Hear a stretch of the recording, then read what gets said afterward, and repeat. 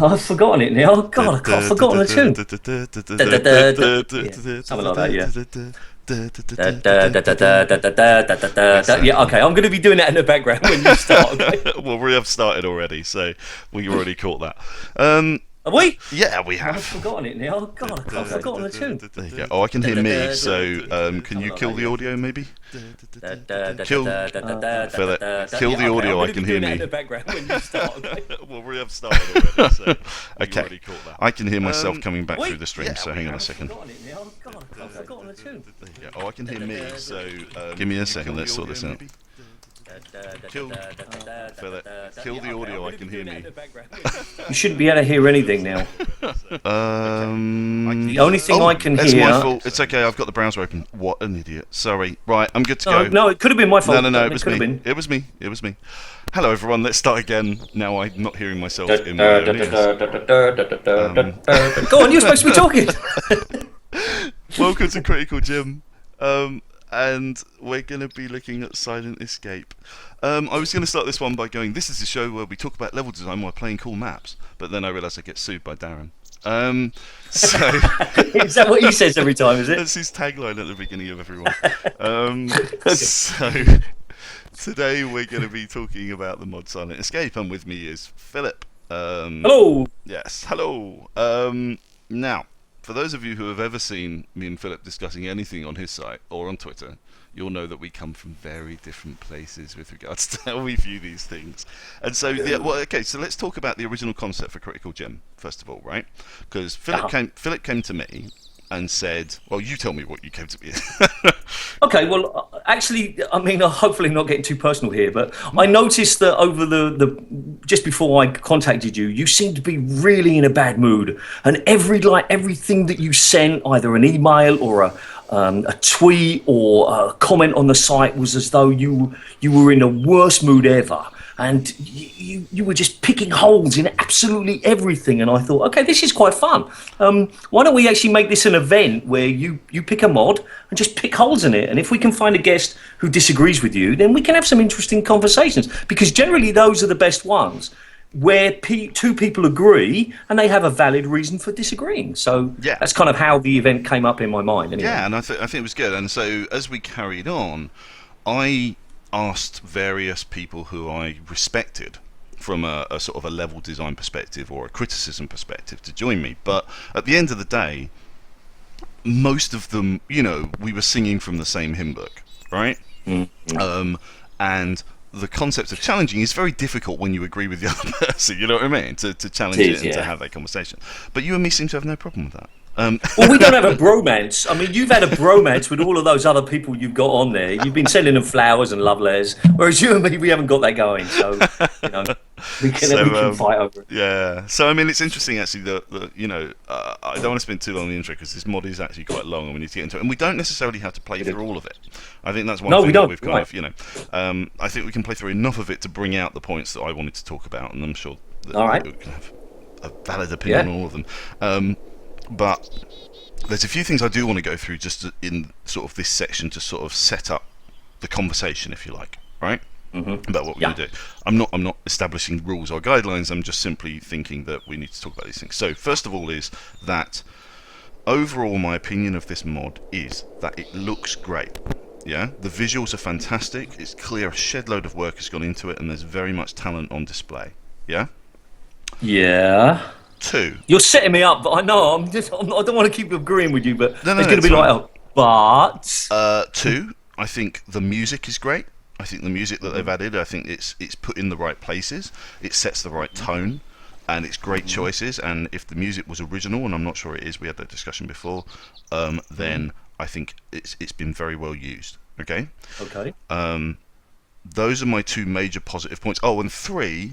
I like the fact that they tried to put a story in, because so many mods. I was about to add that, actually. So many mods can't do that or don't do that, and I certainly don't do that with my mods because I find it very difficult to do.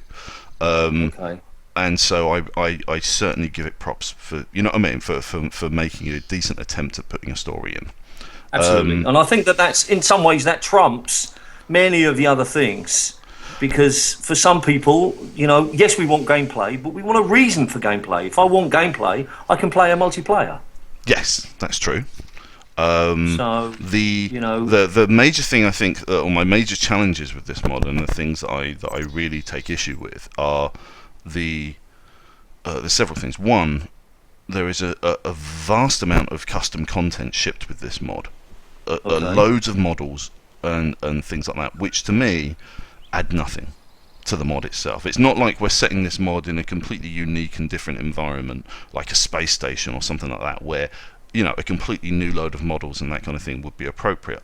And it's not like we're using new character models to really introduce new characters and that kind of thing. We're using stock stuff for almost everything, but they seem to have jammed in a ton of extra content, which looks like it's been ripped from other Valve games.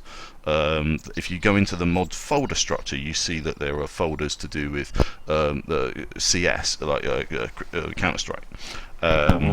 Which isn't great. I mean, from a stealing one, people haven't paid for this content, but they're shipping it anyway, which is a bit dodgy. But additionally, if you're gonna bulk out the mod with loads of extra content, have it make an impact. Have it be front and center. I don't know. Okay. No. I say a lot as a punctuation. And okay. What I would argue here is that so many people are always talking about, we want something new, but they don't necessarily want a total conversion, and they just want little touches just to make, you walk into a room and instead of this milk carton, you've got a different milk carton, or instead of those shelves, you've got slightly different shelves. And it just adds a little feel that it's not the same, but it doesn't feel different.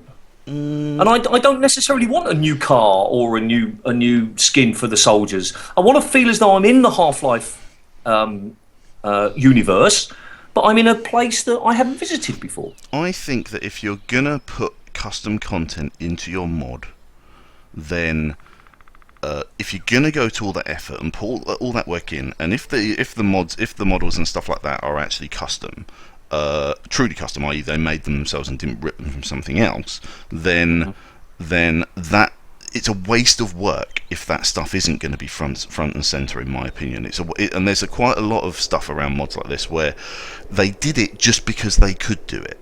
What difference does it make to you, though? I mean, you don't have to do the work. You just have to sit there and play it. It doesn't matter if they've spent 1,000 hours making one little watch on somebody's, arm. What difference does it make to you? I feel like, damn it, this would have been so much better if they put this effort into something that made more of an impact. Yeah. It's like you've put all this work and all this effort into this mod, but actually the end result doesn't change my experience at all. Okay, that's where I'm going with that. So, okay. But. As I say, some things here really do make a difference. The music is great, and it really does make a difference to the mod, and it's really impactful. So, that kind of stuff is awesome. And we'll talk about a bit more of this. Should we get started, or let's get going. So the viewers, just in case the viewers don't know, what's going to happen is that Jim is going to play it, and you get to see Jim playing, and I'm going to play it at the same time, so that we both have the same experience and we're both in the same place. But you don't get to see my playing anyway. But just so the viewers know what's going on there. That's all. I'm just going to do my enable developer keyboard, okay, and then I just want to turn on. Is it Buddha? I can't remember what the mode is. Buddha. I'm not sure what Buddha does. Buddha means you don't die, but you still get damaged. It means you go down to 0, but you don't die. So you can see what health is being impacted. But you're not going to die at the end. And the reason, obviously, we want to see what kind of health impact is happening as we play through, but we don't want to die because then I have to keep replaying. So that's perfect. Yeah. Okay, great. Okay, all right. So let's get going. And also to let the listeners my apologies. To let the reader, the viewers know, I'll be in the live chat. So if you make any comments, Jim won't respond directly because he's playing and talking. And I'm just playing and responding. So if you've got anything you want to say in the chat, say it, and I'll respond and pass it on to Jim if it needs that. Cool. Okay, so away we go with the first map, and the first point I think around the first map when you open up is the Sean, wake up. The audio, the acting, the voice acting. Kevin's lab. Yeah, but you don't know anything about this bloke. This bloke might have had the shittiest 6 months, and he's got no emotion left in his life. I mean, he's like, okay, it's time to go. I mean, it could be part of what he's, experiencing. True, but at the same time, there is still. People can tell very quickly the quality of a voice actor or not. Some people have a great voice for voice acting, and some people just have an everyday average voice. Everyday average voices, in my opinion, have no place in mods because they don't engage. It doesn't get your attention. Basically, it doesn't. My point is that if you're gonna use custom voices and add voice acting, and I think you should.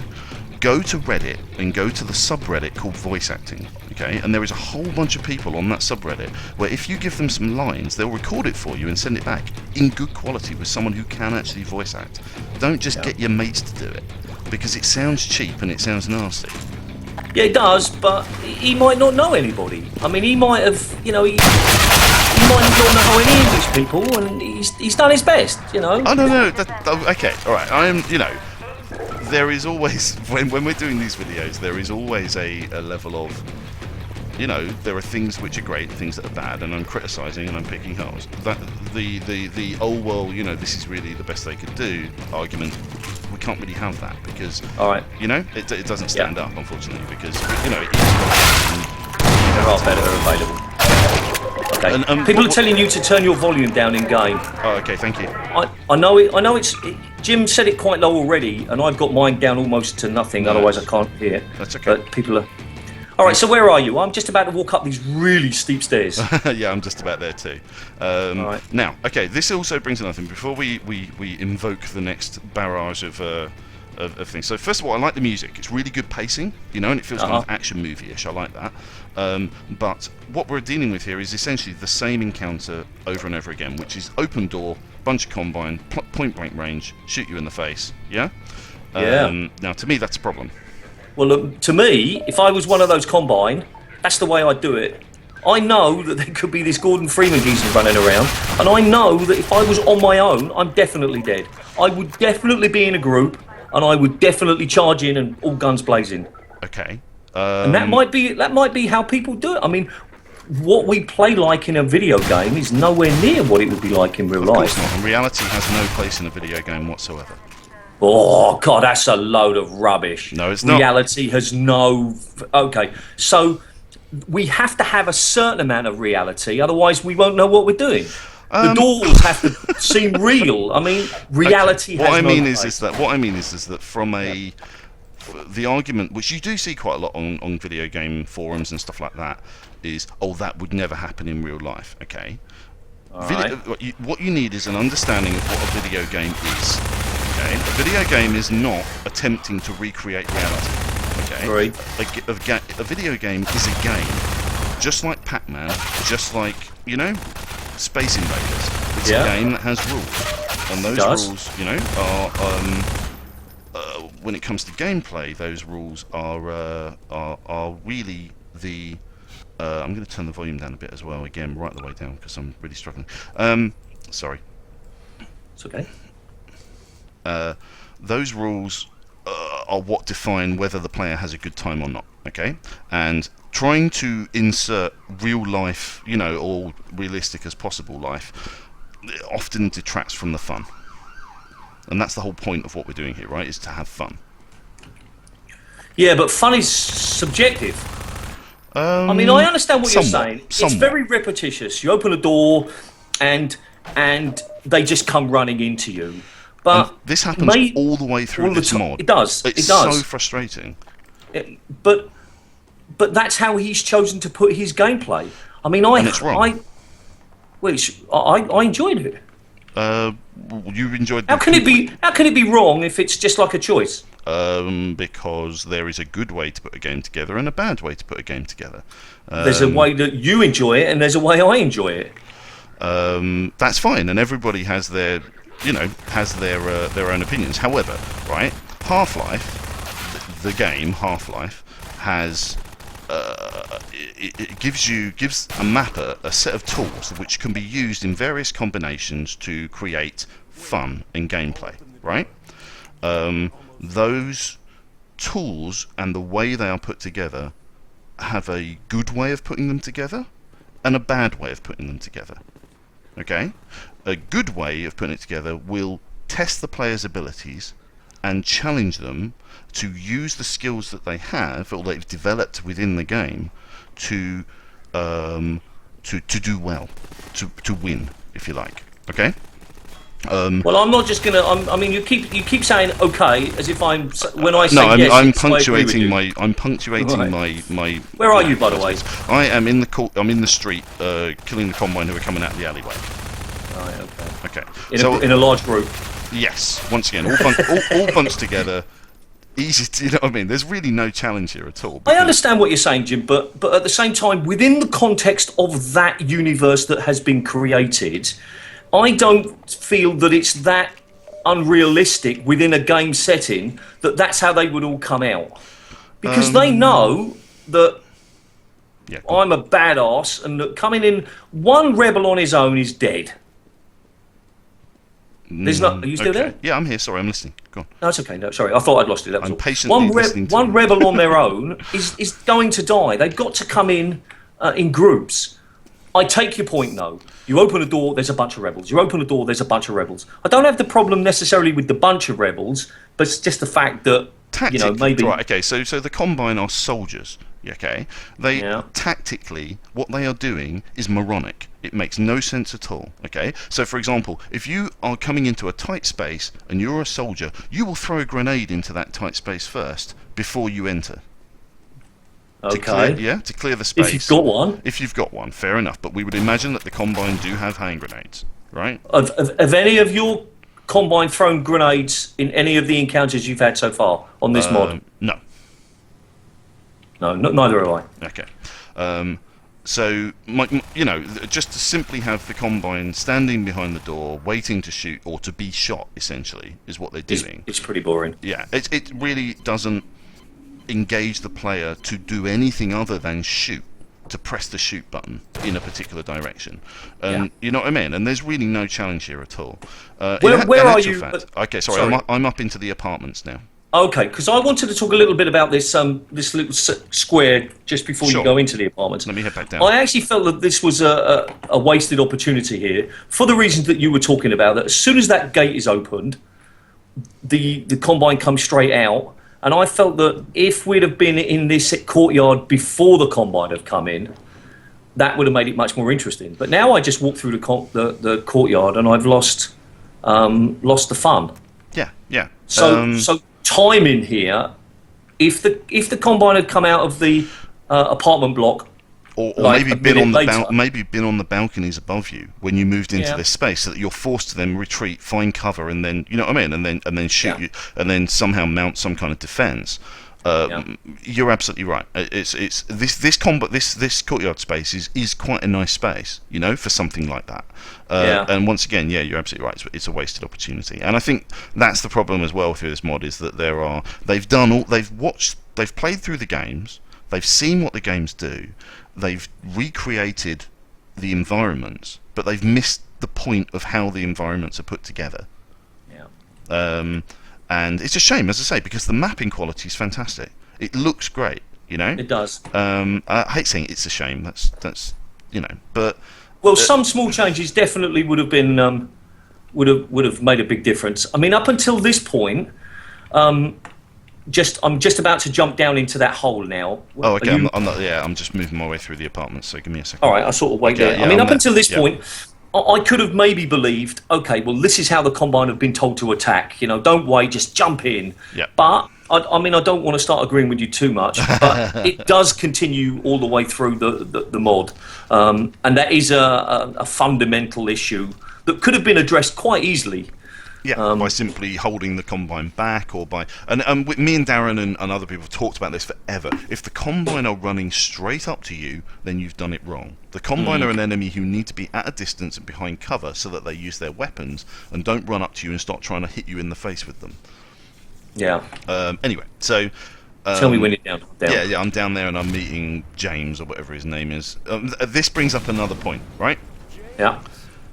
If you're going to build a computer game or a story or any kind of thing that you want to engage the player with, don't give characters names like Kevin and James.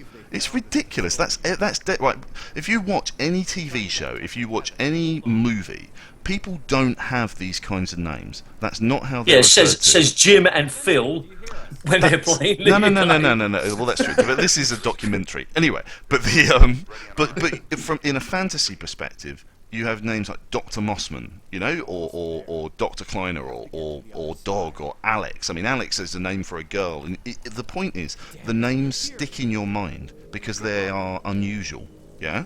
And the minute you start having things like John and Kevin and James, it's like you know, it doesn't feel right from a fantasy story perspective.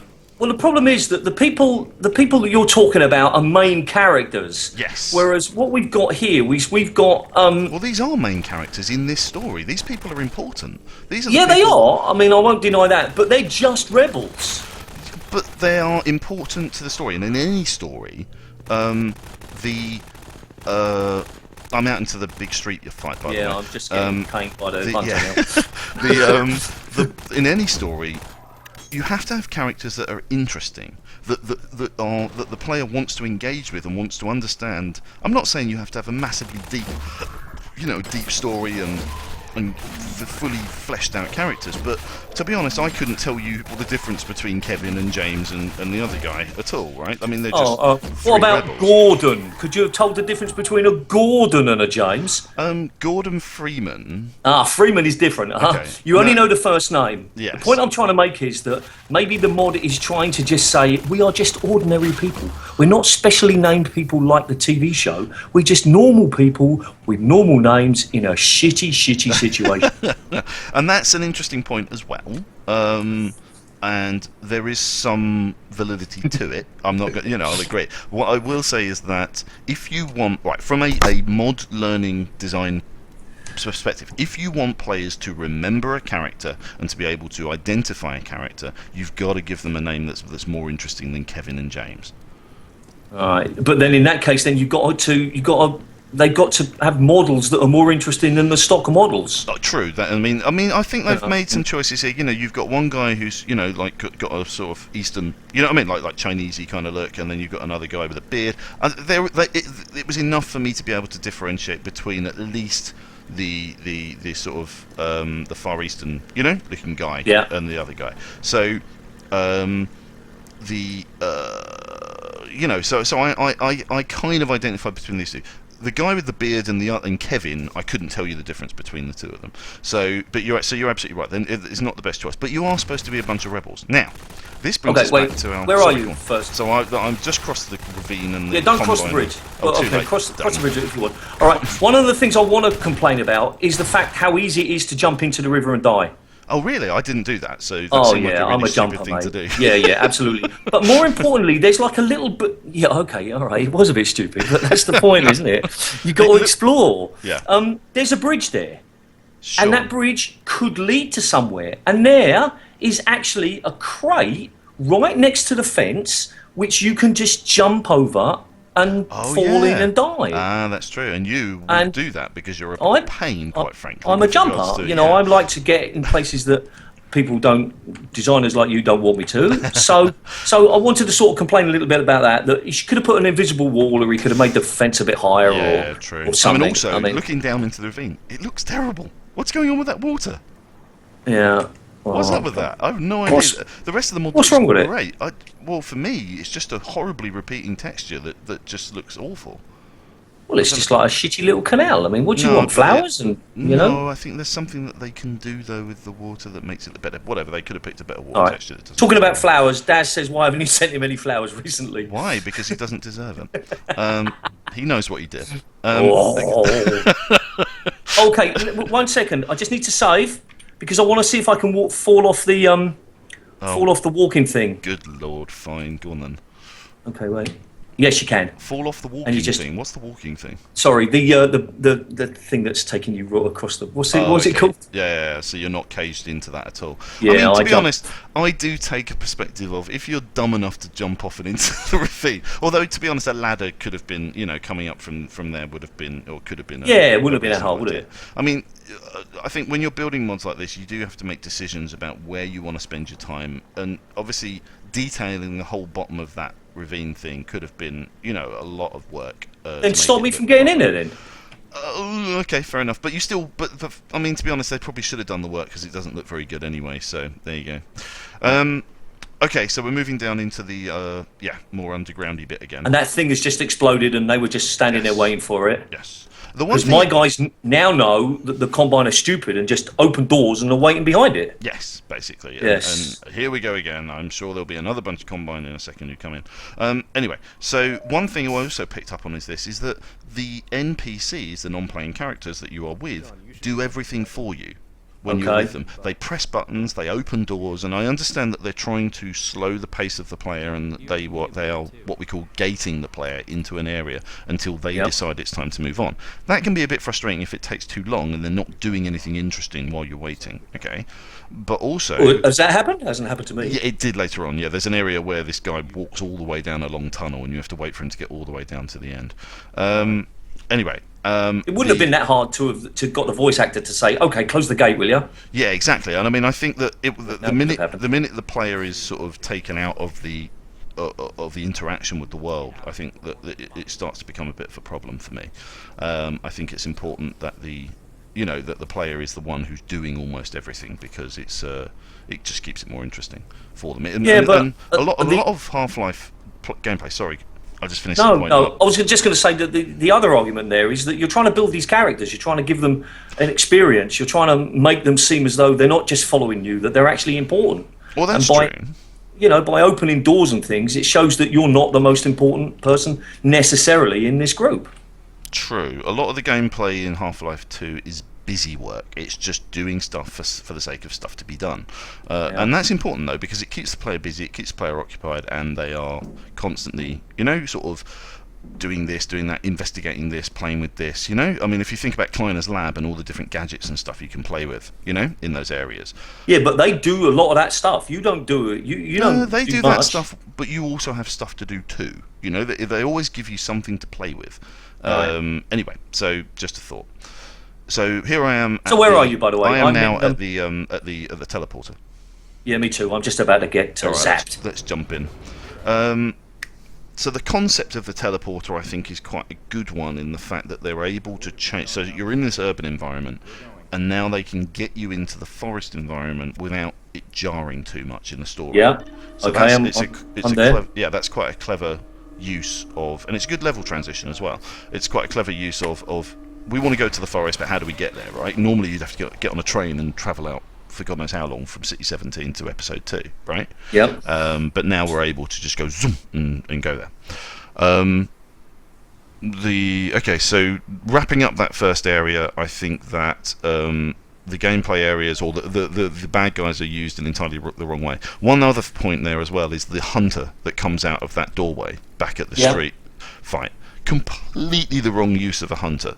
If you think about it in terms of each bad guy has a particular type of gameplay that it pushes. Yeah. Hunters should be used in a situation where, I mean, they hunt. That's what they do. So basically, you need a situation with lots of cover, or a nice circular route, or a figure of 8 route that the hunter can try and come at you. Also, hunters are better in pairs, because they hunt in pairs, and they work really well with two of them together. Here, the natural place for the player to go was right next to where the hunter comes out from. Yeah. And what it does is basically they've given you a crossbow, which is the most effective weapon against a hunter anyway. It takes 3 shots to take a hunter down with a crossbow. So there's no challenge there whatsoever. You've just spoiled that. And then not only that, the hunter once again is at point blank range. Yeah, I think the hunter might have been more fun. Is it once you started to cross, he sort of appears, and because then that would have totally put more pressure on the player. Agreed. That would have been really good. But I suppose that they just wanted, to be like, oh my God, here's a hunter. Introduce it quite early. And where did he come from? I mean, he came from a doorway. The doorway sort of smashed open, and once again, out came bad guys. And but what I mean is, what's behind that doorway? There's nowhere for it to have been doing anything. It was in an apartment block, which doesn't seem right for a hunter anyway, because they can't really fit into that area. What do you think about weapon stripping? I think in this case, it was a bit silly because I get to pick up most of them within like 3 minutes of being spawned anyway. And why is it that I lost all my weapons when I teleported? I can deal with losing all your weapons when you teleport. That I can make that leap. Yeah. Okay. In my imagination. But you're absolutely right. What is the point in weapon stripping? Or okay, fine. I'll put you. What's the point of weapon stripping in general? Well, I mean, one of the things is it gives you the opportunity to introduce enemies that are matched to the weapons that you've got, and you can sort of start that process again. Exactly. Perfectly said. Well done. He said in a massively patronising manner. No, but that's the point. Is that the weapon combinations and bad guys are what create challenge. Yeah. For the player. Yeah. You've got for example, a lot of the time in Half-Life, what they do, Half-Life 1 and Half-Life 2, is that, for example, if you think about the chopper in Half-Life 1, they give you the chopper hounds you for quite a long time, and it happens in Half-Life 2 as well, before you're given a weapon that can deal with it. Okay. So what it does is it creates a situation where you're on the run from something without a decent defense. Right. And then looking for it. Exactly, and when finally you are given the weapon to deal with the thing that's been causing you such a nightmare, you feel empowered, and you feel, you feel like, yeah, come on, you know what I mean? It's on now, I'm ready now. Come on, bitch. It's like, yep. But as I say, here they just seem to just throw they've weapon stripped me, and the point is that, as I say, weapon stripping, like in Half-Life 1 when the troops throw you in the Crusher, yeah? And they strip it and you lose all your weapons. Once again, you have to go through that gameplay process of being challenged because you don't have the right weapon for the right job, yeah? Yes. And so here, though, they just simply throw, as you said, immediately throw the weapon that you didn't have back at you again. And you're like, well, what was the point of that? And it's almost, and once again, it's like, we've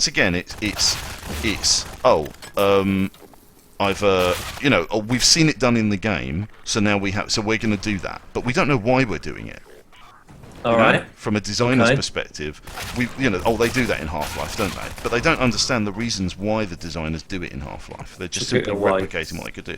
And I'm talking a lot. Sorry. Do you want to say something? I want you to talk a lot. Yeah, absolutely. No, don't you worry. I'll interrupt you when I feel like it. So, and also, and I'm going to mention some other mods now, and this might upset some people. Jatuma, Sebastian. Who? There's a mod called Jatuma Redux. I don't know how you pronounce it. Yeah, exactly. And Sebastian is another one. Okay. Yeah. And they fall into the same category as this mod, which is that they look great, but they play terribly because the people who built it don't understand why the designers in gameplay in Half-Life did the things they did. They knew what they did, and they replicated what they did, but they didn't understand why they were doing it. Okay, I'll call these situations BBB, which is beautiful but boring. Yeah. But I haven't played Sebastian for a long time, but I have to disagree. I mean, I can't. You'd have to sort of sit me down in front of it to say this is where he's done something wrong. I mean, Jason really knows what he's doing. I know. Does. No, I totally. And he's done some other great works. It's just for that particular mod, I don't think he had it yet. I think is the point. All right. As I say, I do respect his work totally a lot, but for that particular mod, I didn't feel that the understanding was quite there yet. He was a great mapper at that point, but he didn't. Yeah, get that. Okay. It's just my personal feeling. And I'll agree with you at this point. I mean, so far we've had some really nice visuals. I mean, I'm in the sort of the area where I'm just about to open the gate. I've walked all the way up the stairs. I don't really know where you are. Okay, the top probably of the need stairs, to tell me. Yeah, I'm just heading to the top of the stairs. The top of the stairs bit winds me up like crazy. Okay. Because first of all, you can't see the Combine, which is probably okay because of the fogging. No problem with that. It's quite an interesting idea. It's quite an interesting idea actually to try and figure out where they are based on the weapon blast, right? But being shot, yeah. You're basically faced with 4 or 5 Combine, which attack you immediately. You get to the top of the stairs. But you've got nowhere to go. You've got one box to hide behind, and they can throw a grenade, and you know what I mean? There's nowhere to retreat to. There's no tactical gameplay here. All you've got is almost like a shooting gallery with a box to hide behind. That's assuming that you stay still. As soon as I got to the thing and I started getting shot at, I run forward. Exactly, which okay, and this brings us to another point, which me and Darren have talked about a lot, and other people, which is... Oh, here we go. Me and Darren. No, me what? And Darren okay, shut up. Anyway, I'm just saying, Darren's done 2 of these before, so it just comes up on our discussions. But the point is that if the player doesn't have the opportunity to avoid damage completely first time they play through, then you're cheating the player. As a level designer, you are cheating the player. Because basically, the health that they have is essentially a measurement of how well they're doing in the game, right? So the minute you take away health from a player in a situation where they had no opportunity to avoid it, then you're basically cheating them out of doing well at the game. So the point is that you should basically inform the player as to what's going to happen, and then it's up to them to, or at least, you can do jump scares and things like that, which is the reason why black head crabs are so good. Because black head crabs will attack you, but they don't... Oh, sorry, just to interrupt. They're called Daz head crabs from now on. Okay. Some stuff that happened this morning where he was talking to me and he died there. Daz head crabs. Daz head crabs. They jump at you. They make you freak out, but they don't kill you, and your health regenerates. Yeah. Yeah? Okay, let's go back to this point. I've come up the stairs. Yes. You're complaining that because I can only hide behind the box or go back downstairs, there's a problem. Yes. No, it's rubbish. I come up the stairs, all right? I come up the stairs, and then I walk past the box, and then I'm being shot at, and it's like, oh, shit, I better run back downstairs. True, I now know that there's people up there. There's Combine up there. There's waiting for me. I can crawl up the stairs a little bit with my crossbow and take them out. It seems to me that was quite a nice thing. And the particles, maybe they were overdone, but I couldn't really see what was going on. And I introduced... That. Yeah, I do. I mean, I like this section. The problem I didn't have a problem. I didn't have a tactical... so basically, they shoot at you. The first time I played this, I panicked, I ran backwards and was suddenly blocked by the railing behind me. Took a load of damage, and a grenade came in. And it just wasn't fun. It was kind of fuck. Damn it, that's frustrating. And oh, sorry for the language, by the way.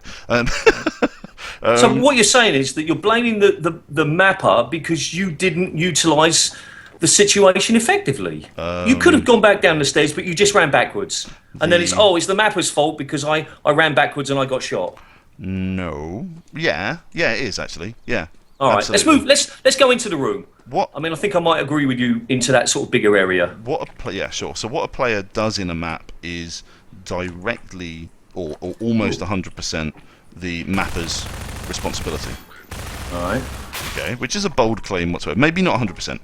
80%. Damn it. Okay, so here we have point blank range freaking shotgun Combine. Thanks for that. That's really helpful. Well, that's their job. I mean, they come running at you. That's how they design.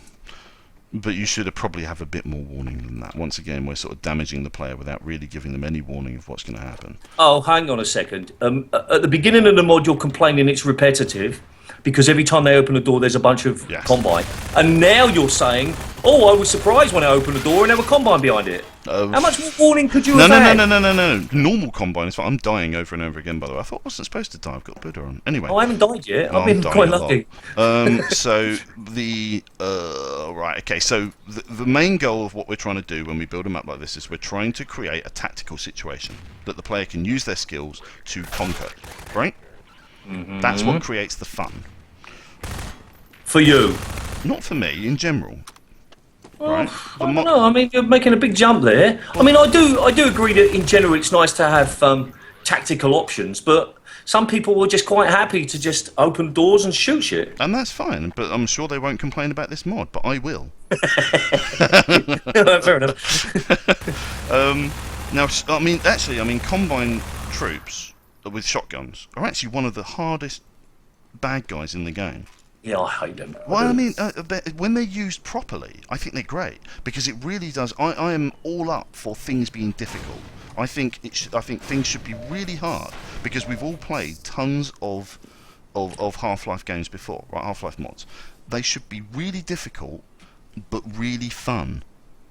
All right. And the point is that just because something which is you're going to get damaged no matter what, tough shit. I've put this guy right in front of you, and he's blown. He's blown. Anyway, that's not fun. That's just difficult and frustrating. You know what I mean? It needs to be difficult and fun, which means that. What did you do? Let me ask you. You opened the door and they were like there. What did you do? Did you walk in? I think I shot one guy straight from the thing. I backed out, threw 2 grenades into the room, and then when I came back, the only thing that was left was the shotgunner who had his back to me, and I killed him. Right. Okay. I did more or less the same. Yeah. Didn't have his back to me. So I mean, it's a difficult. So right. Okay. So in that case, then when do you introduce combine soldiers? When is the best situation? So. Now I've just opened the garage door, and I'm shooting the guys through the thing. Now I'm hiding behind this window here, and I can just pop up and shoot through the garage door and kill the guys, you know, from a distance. What I did, I put crates in front of that door before I ever even opened it. Ah, that's a good idea. I always do that because I'm such a bad player. And mappers really, if they were to watch me, they'd be like, I'm not putting any crates in my mod. Yeah. Because I sort of use them that way. And what do you do in that situation? Because you can't not put crates in, because crates are part of the map situation. But it immediately negates anything that the mapper has planned. I mean, as soon as I saw the hunter, I ran backwards. I ran through the door that I'd just come through. I'm on the other side of the fence. And I've got control of the situation. True, and that is a tough one. So actually, and this, I'm going to take back something I said a little while ago, right? Which I said that. Well, actually, no, it's about right. So 80% of what the player does in a map, or what the player is permitted to do in a map, is controlled by the mapper, right? Yeah. And the combinations of tactics and fun that the player can have are pretty much put in place by the mapper. Okay. What you should not be trying to do is force the player to do anything. Yeah. So in a mod, you know, I mean, one interesting thing that I always found when I first started mapping was I really, really wanted a particular moment to happen. I wanted the player to experience a particular thing. And if you remember in Daylight, when I did the jump through the window across the chasm, do you remember that? All right. Yeah, I do. That was so orchestrated, as in you have no other choice. There is nowhere else to go. You have to do this. There's nothing else. I've learnt since then that actually that was not great. I mean, it was a great moment and lots of people liked it, but actually I think you should never force the player to do anything. You should give the player an arrangement of options and let them make their own fun. Yeah, I'm partially agree with you, because you have to force the player to do things. Otherwise, if this were a real situation, I'd be sitting in some basement myself, not coming out. And that's the point of things like point of no return. You know, where you drop down into an area and you can't go back again. Yeah. Is to force the player to engage with the situation. And absolutely. So there is a amount of force, but it's their choice when they drop down to initiate that gameplay. You know what I mean? Within reason, because I mean, at some point they've done everything. There's nothing else to do. You're telling them, look, you go down now, or there's nothing happens. I take your point, though. Yeah. I mean, I just feel that, we can't say you can't force people, or you shouldn't. Force people. We have to. I think for maximum fun, in my experience, for maximum fun of the player is to give the player as many options as possible on how to approach a particular challenge. Okay, that's just a statement I'm making. I'm not. I disagree with that statement. Okay.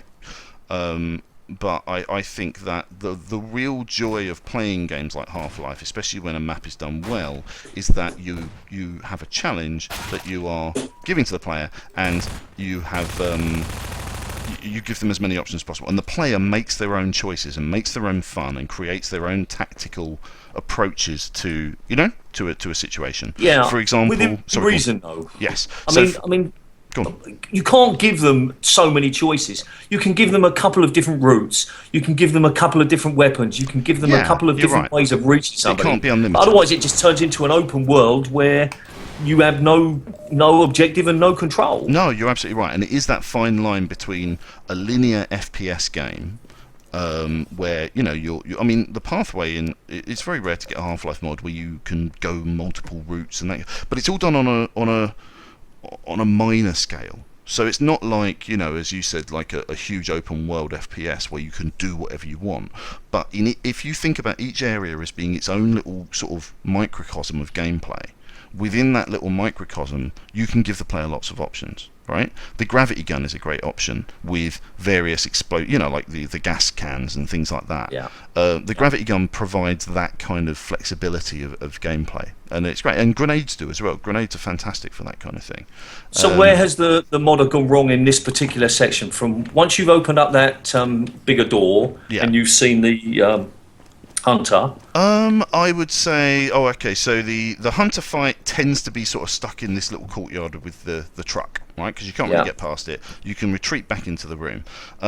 Hunters, it's a better area for a hunter, but it's better than the first area, but it's still not as good as it could be. It doesn't really force the player to sort of use their brain and move around and try and find cover and that kind of thing. Essentially, you're going to end up crouching behind something and popping out and shooting.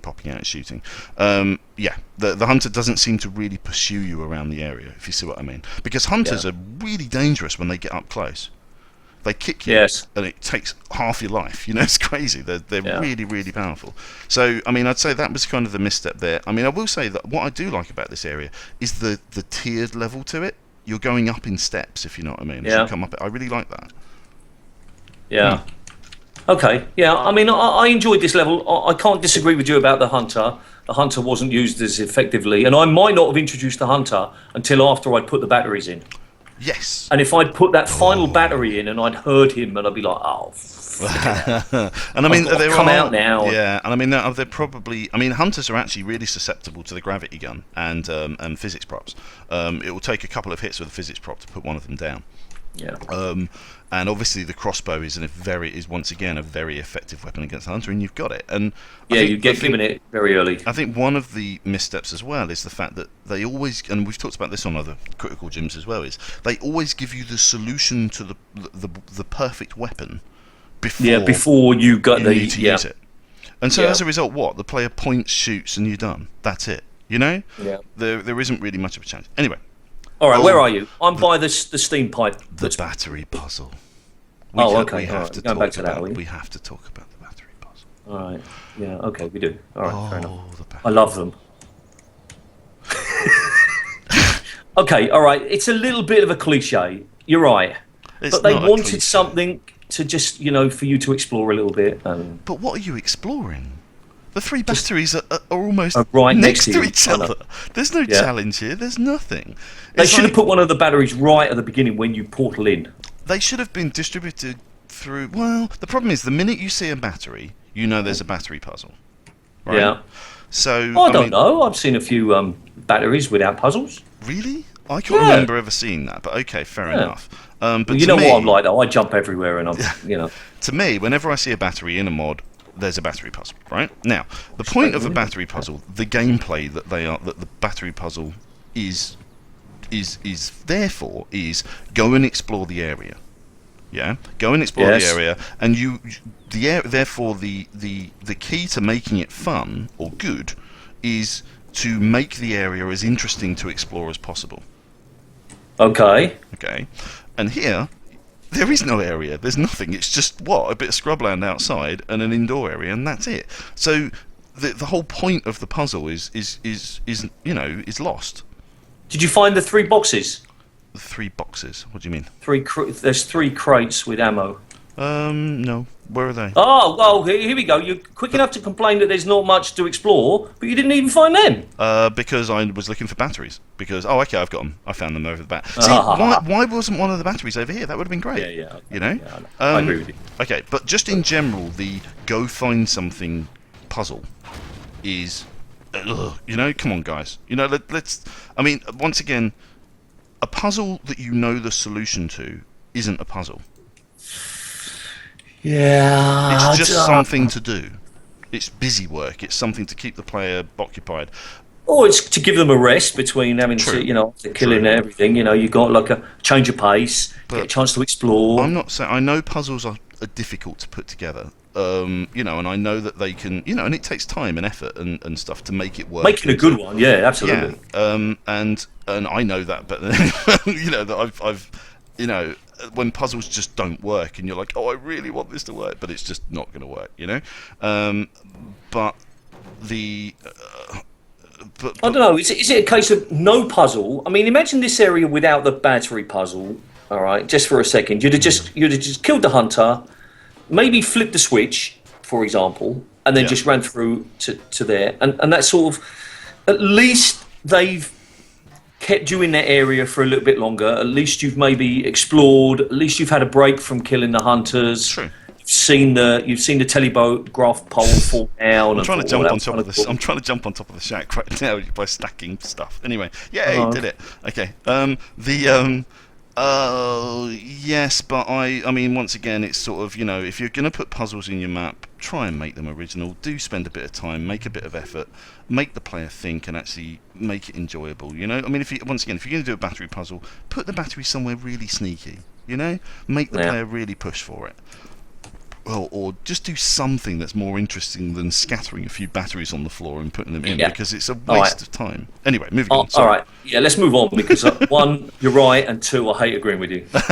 All right, so you buy the steamy pipe, yeah? Well, this is a challenging puzzle, isn't it? If you try and fire something through that with your gravity gun, it gets blocked. No.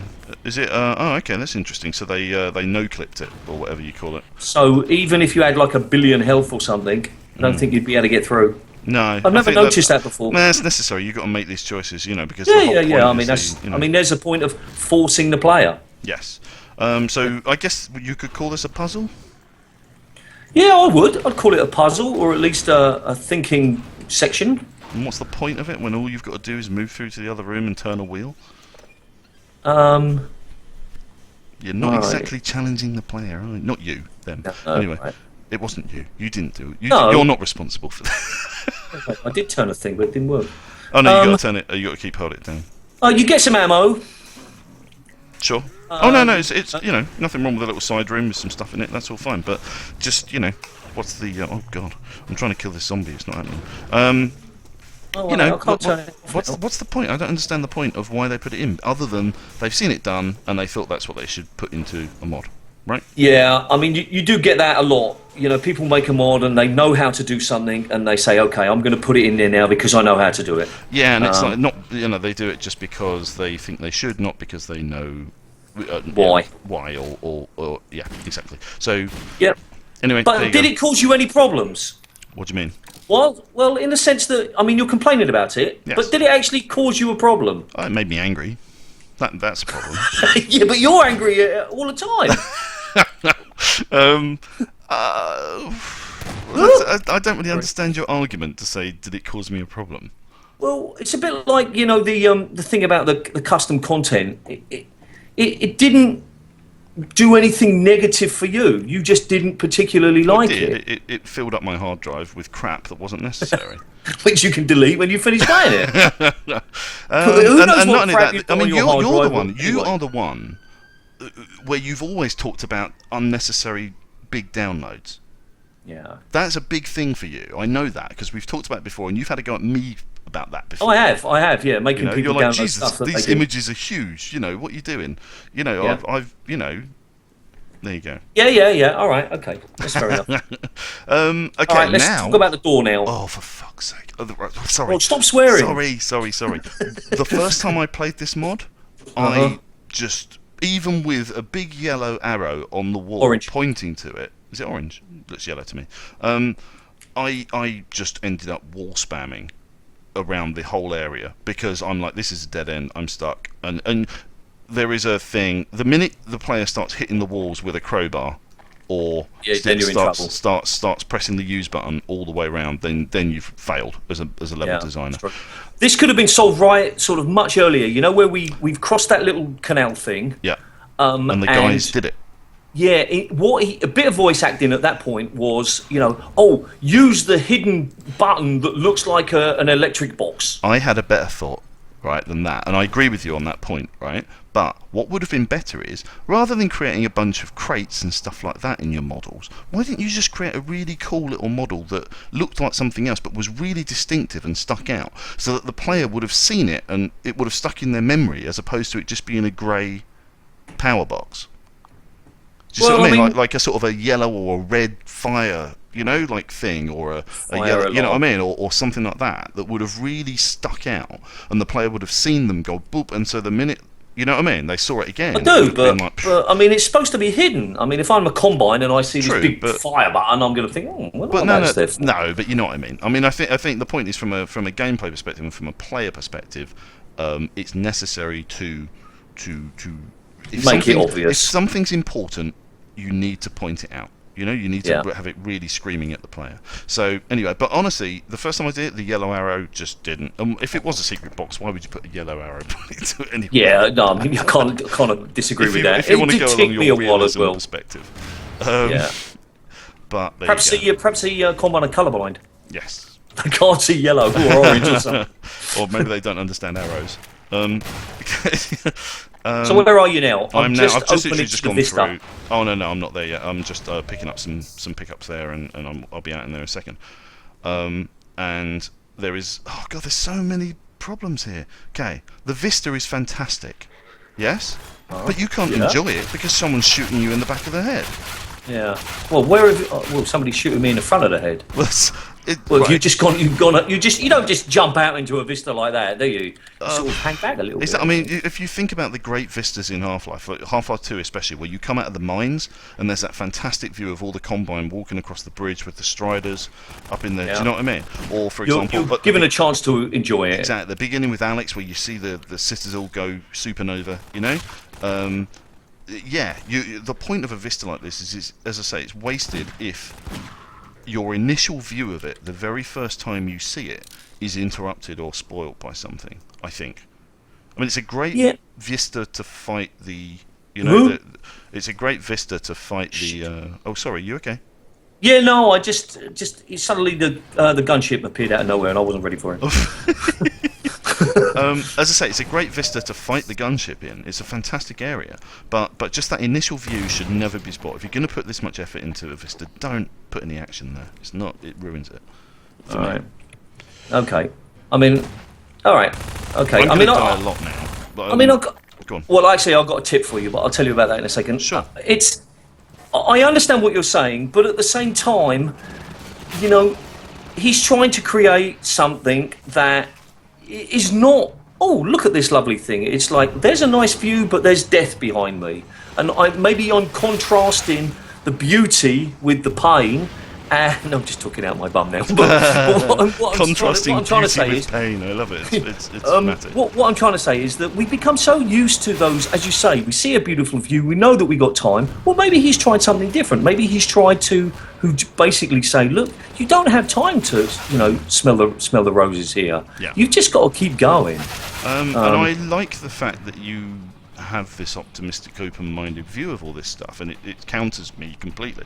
So, I mean, like, for example, the way that, the mods that you post on your site aren't always fantastic, but you see but you always see that there being some value in that mod, Yep. Even if it's terrible, there's still value there, right?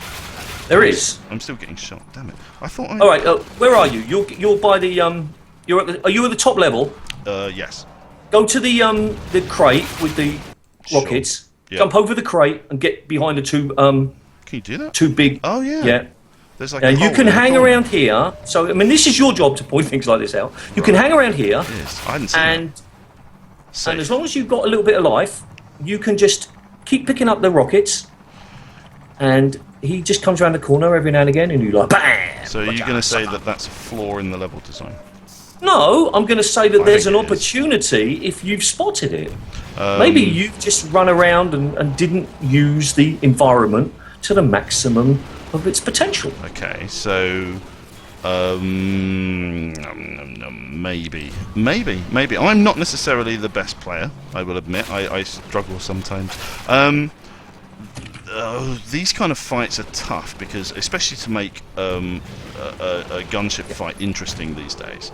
Because, we've all done it a million times. The trick is to, as they have done, is to put the rockets in a place of jeopardy so that you have to make a dash for them. And also to give limited cover and for the player to, Yep. The sun glare pissed me off because I can't see my rocket and I can't see the. Do you know what I mean? Do you know what I'm talking about? I do, yeah. Okay, yeah. But I'm nowhere near the sun. Well, the sun is over. Yeah, so if you head down to the left-hand side, over to the right-hand side, it's blocked by. But I take your point. It's not. It's a great. It looks fantastic. It does get in the way. Good for the for the gameplay. Oh damn it! I'm really dead. I'm really struggling, and I really struggled with this last time. I think one of the problems is that for some reason in this particular fight, my rockets get lost for some reason. Okay. I don't know if they're hitting the back of the mod or sorry, the area or something like that, but they seem to get lost. And also, they seem to get shot a hell of a lot more. My rockets get shot a hell of a lot more than I would normally expect in a gunship fight. I found this. I mean, it's nice that you've got all of the columns being destroyed and that your cover is getting disintegrated and every. Oh God! I just fired a rocket in my face. The one thing I would say about that is that if cover is going to get disintegrated, you need to do it at a bit of a slower pace than happens here. A lot of the cover just goes immediately, and you're just left out in the open with only really two decent bits of cover, which is over to the right and and the column over to the left. So I don't know. But they did a good job in making sure that the rocket launcher was at the other end of the. Yes, that's fine, but it's only a one-time thing. That what they should have done was put health at one end and rocket launcher at the other. The other thing I would say is that the health recharge is not in a safe area, so it's almost impossible to recharge your health without getting damaged a lot. Yeah, but that's. Kind of I quite like that because to me that's kind of like it's what it's saying to you is how important is it to get the health? Is it really important, or could you wait a little bit longer? I quite like that because it's very difficult to judge when would be a safe opportunity to avoid getting damaged to be able to get the health. I think that's the problem. And as I said earlier, if the player doesn't have the opportunity to avoid getting damaged, then you're cheating the player, i.e. through their skill. The player should always be able to use their skill to avoid getting damaged, which is using the environment to their advantage. So hide behind the pipes. But you can't reach the health from the pipes. Yeah, but you don't need to because you're just protected. Okay. Interesting. Okay, we'll leave it at that because I actually think that this part behind the pipes is a fluke. I don't think it was specifically designed. I don't think it was that. It was meant to be there. To do that. It's just a bit of luck there. Yeah. Oh look, there's some more combine at point blank range just behind this doorway. Oh, where are you? Where are you now? So the next section, basically, you head into the lift. Oh, okay, I'm still killing the thing. Sorry. Come on, man. I didn't turn on. I didn't turn on God mode, so I kept dying and I was listening to what you were saying. For some reason. Oh, good. No, good, not good mode. That's a whole different thing. Buddha mode works, but God doesn't. What am I doing? Oh, because I haven't got SV cheats on. That's why. I haven't got SV cheats on. That's why. So you can do Buddha without SV cheats, but you can't do God. That's interesting. All right. So anyway, I like where they put the health because I felt it was like you really have to decide: do you really need it? And you're right. Yeah, there's two guys coming straight out, and I killed them with a rocket. I think you've got to make sure that you've got to be careful where you put. Rocket supplies because you can use them. Yeah, it can seriously affect the balance of gameplay. I mean, you just want. I mean, it's the same with crossbow. Crossbow is incredibly powerful, and I mean, what's kind of annoying to me is down this corridor. Why didn't they put the combine down the corridor further back behind some boxes or something, where it's a far more challenging and you actually get a firefight out of it instead of them just standing right there. Anyway, there you go. Okay, and the fact that you can just jump over the edge as well. What do you mean jump over the edge? The edge of what? Sorry. Oh, you know where you were fighting the combine gunship? Sure. You can just jump over the edge there. Jump over the edge? I don't know. Edge of what? There's like a cliff. You come out and you've got the vista. There's a cliff. Yeah. You can jump over that and not die. Not die? No, not die. And then you're stuck down there. Oh, okay. Yeah, that's bad. You just land on the stuff below, but there's nothing there. Ooh. You can't get back up. Yeah. No, that should have been a death thing or a ladder or something like that to get you back up again. Yeah, or just, like a big enough fall that you're going to die. Yeah, gotcha. Right, okay, on to the next section. Right. I have no real comment about the lift drop. Fair enough, whatever. Nicked out of episode 2 is what it is. I do think the zombie areas are a lot better than anything else in this mod. I think it might be more by luck than judgment that they have created zombie areas that work for the gameplay of the zombie. So the whole point of the zombie piece is to sort of restrict or to shut down the amount of space you have to move around in, because zombies come in closer and closer and closer, right? So the player is forced to sort of jump around, move backwards, and try and find space for themselves. You with me? Okay. Yeah. So this, the areas, the tighter areas with zombies here work really well, and with antlines actually. Same gameplay. Sorry. It's all right. I got a catch in my throat. And this is interesting because they kind of bring in some antlines. I like them, and I really like the mapping in the mine area. Yeah, it is a nice little area, no doubt about that. But the antlines are almost sort of, a couple of them pop up and that's it. It's weird. It's sort of really underused. I only got one in this big main area. There's only one antline that comes at me, and I'm still not sure what I was supposed to have done with that exploding crate. Exploding crate? Not exploding crate, sorry, exploding barrel. No, I don't think you're supposed to do anything. I think it's just there as clutter, which is fine. Right. It's there as a playing option. Once again, it's like, you've got a gravity gun, you've got a one thing. Okay, so there was a few points in this area that I liked, and I'm happy to say I liked them. The barrels that are stacked up, and then you can roll them down the hill. Okay. I don't know if you're there. Which I'm doing now. I just great. blew them all what up. A great idea! What a fantastic. Yeah, that's a lovely bit of little gameplay. section. Fantastic. And we normally get that against us. Yes, exactly. So the opportunity to do it to Cops something else is fantastic. I really enjoyed that. Great idea. And it's a shame that there weren't a lot more little ideas like that. Yeah. I mean, the nice thing about Half-Life 2 is the the physics engine and the ability of what you can do with the physics engine to make it quite fun. And to really play with that, and they did it really well now. Yes. Props where props are due. Props where props are due. Okay. All right. I've just had the antlines come out of the little side thing for me. Yes. Okay. That just shows you how little I explore. I literally just found a cabin down here that's got a reload for the AR2, which I didn't know. Okay. All right. Yeah, I wonder why you're like that. I mean, because no, I don't mean that in a rude way. I mean from a gameplay perspective, from a gaming, yeah. Yeah, as a sort of a designer, I would have thought that designers would be maybe more interested in exploring than Not really. I'm more interested in the experience and the just how much fun I have really, and that fun might involve exploring. Or it might involve really just... I mean, I tend to, as a gamer, I tend to really just react to what's in front of me. And if I'm given the opportunity to explore an area, say, for example, in a battery puzzle, then fine, great. I'll dig straight in and start digging through stuff and turning stuff over. But I'm I tend to be a very linear player. I tend to look straight ahead and I think mapping wise I can fall into that sometimes when I'm building maps, and that I forget to put little asides and little, or at least I think I have done in the past. I think I'm better these days, but yeah. Okay.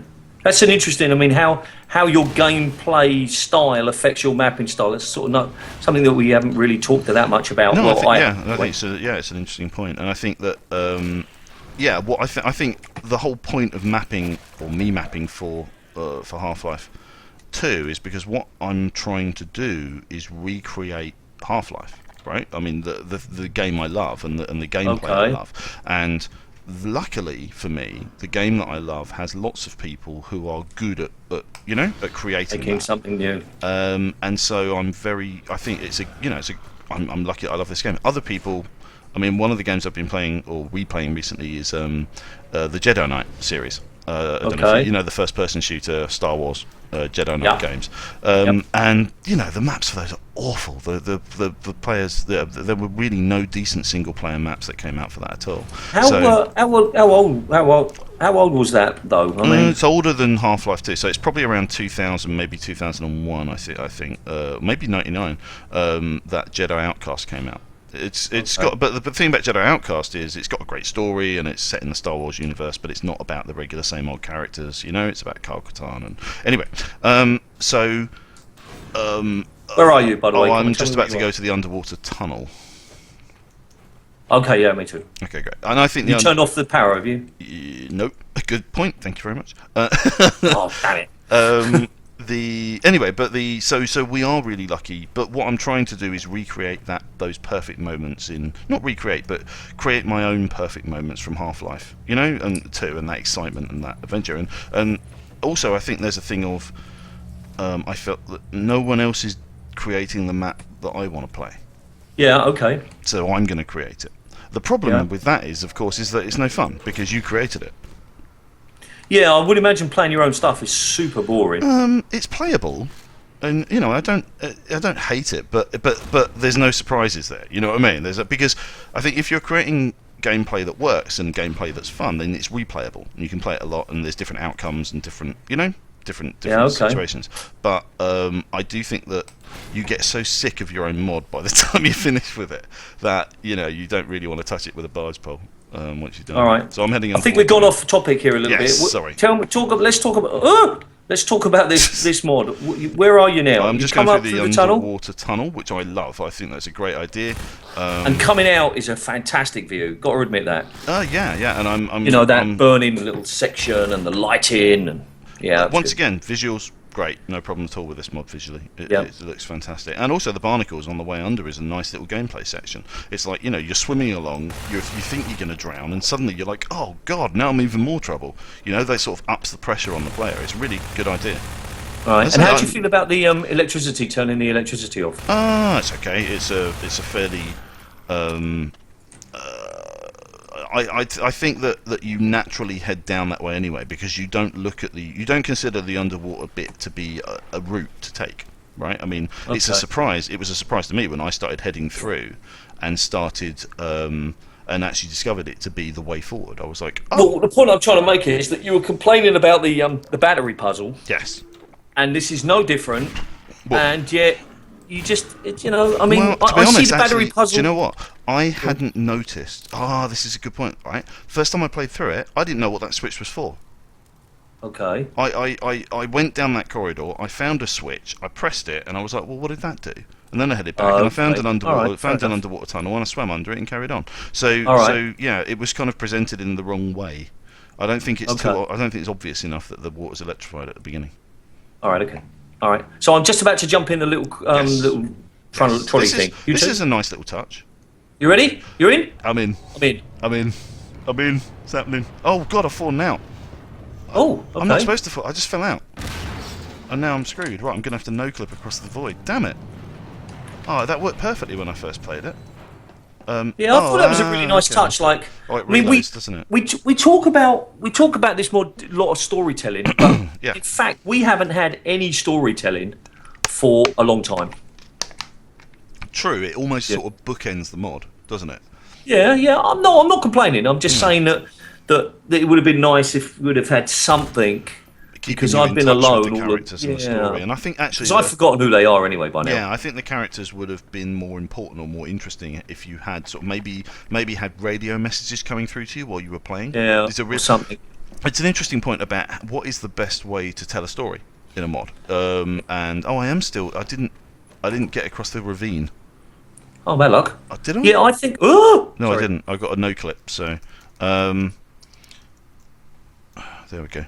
Oh, that's interesting. So it's a bit buggy. Whatever, bugs happen. I think one of the times I played it, I actually managed to sort of get stuck in that area. And to be honest, that was a waste of effort, that little area, because it looked really nice and interesting, and I've just gone through it. I wonder why it was even put there. Which area was that? Sorry. The area that you jumped out of or fell out. Oh, right, yeah.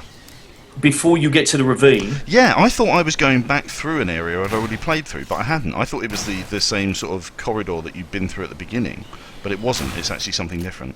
Yeah, exactly. And you're kind of, talking about, wasted effort and stuff. It's a nice looking area. It would have been nice to play in it. Yeah. But you just jumped through it. Yeah. And you could have just made that a corridor or a tunnel anyway. So where are you now? I'm now up you to turned on the engine? Yeah, I'm up to the zombie shredder.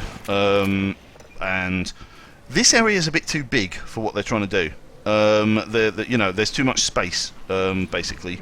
It should be a bit tighter in order to, put pressure on the player as the zombies come in.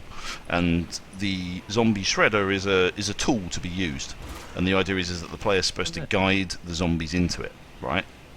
which is what happened. Yeah, it's a Ravenholm thing, and unfortunately, that isn't really what happens. The zombies just walk into it perfectly naturally anyway, so there isn't really much of a game there. Yeah. Again. Yeah, but that's not necessarily the. I'm glad they included it though. Adds a little bit of extra fun, and it's I mean, the zombies are stupid enough. Okay, so Honey Boy is saying that we've forgotten about Kevin and what is it, John? And Kevin had a wife and kids. Exactly. So we're about to get the water. Yes. You've killed all the zombies. Oh god, yeah. No, I know. I like as an idea. Once again, I really like this idea of the wall of water sort of coming, and also they've been hinting at it all the way through the area. That there's something, you know what I mean? There's water kind of bursting through the ceiling or whatever. And I really, once again, story playing, nice idea, and quite well implemented as well, I thought. And then you've got the alarm bells going as soon as you've opened the... Yeah, I'm not a fan of a constant alarm. That winds me up and makes me upset. Well, okay, you must be grumpy in the morning when you turn your alarm off, and then... Do you know what? So today, a bit off topic, today, for Lego Portal, the new game, Portal Lego, they have a new song. You know, have you played Portal? No. Oh yes, Portal, but not Lego. See, at the end of Portal, there is a song over the titles, and it's sung by GLaDOS. Yeah. And then at the end of Portal 2, there's another song. And today they've released a third song to go with Portal Lego, and it's brilliant. And it's on my Twitter if you want to go and look at it. It's really, really good, and I love those. Okay. And the point being is that Still Alive from Portal 1 is my alarm clock in the morning. Oh, really? Okay. Because it starts off with "This was a triumph." It's really gentle and then gets bigger. But yeah, that's my alarm clock. Fair enough. And I've just walked into the first after you come out the big red corridors. Yeah, I'm in there. You come into a sort of a Portal 2-ish area. A little, yes. With some zombies that get up. One thing I did notice is that the animation for the zombies that are laying prone on the floor is custom. Oh, okay. I didn't notice that. Let me have a look at this one. I believe it's custom. I don't remember ever seeing a zombie laying in that position and then getting up. Oh, okay. See, now I wonder if only mappers would notice those things. I don't think so. I could be wrong. See what the guys on the thread say, but on the chat say, but I think that's the thing. Quick note. These buttons that they've used for all the elevators and the grey box with the red buttons on, really hard to spot. So it took me a while to spot that it was there, and I kept getting stuck in areas and wondering what the way out was. They should, there's a yellow button that's used in episode 2, which is far more, it sticks out a lot more. Yeah, I think you're being a bit picky there because when I go to a lift, I just look to the sides. Yeah, you're right. Well, where else do you expect the button to be? Yeah, I mean, for example, at the beginning, there's a gate that you have to open when you meet James or whatever. No, it's before that. Before you go into the first street, there's a button that you have to press that opens the gate, and it took me ages to find that. I agree with you there. It took me ages. Yeah, I tried to jump over the garage and stuff like that. And stack stuff. Yeah, and if you somehow block the door, that wooden door as it's moving, it goes backwards, and you can't reopen it. Oh, okay, it's got the bounce effect, yeah. Oh, just as you do the level transition. Yeah. After the lift, and then you've got the posters all over the wall. Okay. These aren't custom posters. These are posters that come with the game, and they're decals that you can put onto the walls, right? Right. But over on the right side, do you see the Hulk? No, I haven't. I'm just going up in the lift now. Oh, okay. I was about to complain. The Hulk. There's a Hulk getting something in the face. He's getting smacked in the face by something. But it's just interesting. It's like Marvel content. Oh yeah. Well, you mean the yellow and red sort of thing? No, it's green. Obviously, it's green, and there's a yellow thing. Oh, sorry, yeah. But it's just interesting to see the Marvel content in a. You know what I mean? I mean, I guess now it's a bigger deal, but I guess that was back at Half-Life 2. Okay, so we're into the forest. We are. Scary dark. What a great environment. It looks fantastic, and the music is perfect. I love this section so much, and the fog, right? But there are nowhere near enough zombies in this area. I actually really loved it when the zombie popped up and came at me. The slow zombie, because it really created a brilliant horror moment. But there should have been, them popping up all around you, and you're like going, oh no, or maybe not too many, but certainly a few, because you can't see anything, and the zombies in the dark is quite cool. Yeah, maybe it would have just been, oh no, just like we're expecting it. Just having that one or two. But it's a gameplay thing. It's like I can't see and there are zombies around me. you know, and the challenge is to try and, you know, to try and stay alive. And to me, that was a great thing. So he pops up out of the water. It's brilliant, but it would have been great to see those kind of, you know, the kind of the silhouette of the zombie coming out of the fog at you, you know, from around you and stuff. Yeah, I know what you mean. Yeah, I was really like, you know, I wanted that, and they do it a bit further on, but not enough, but it doesn't really work. It's a bit too of a flat area, and it would have been far more interesting. I'm lost. Are you? Well, no, you have to head down the valley, and you reach a concrete building, and there's a ladder which you have to blow up the I know what you mean. Down. Yeah, the problem is that I got a really bright room, and the contrast is I haven't really. Yeah, okay. It's kind of dark.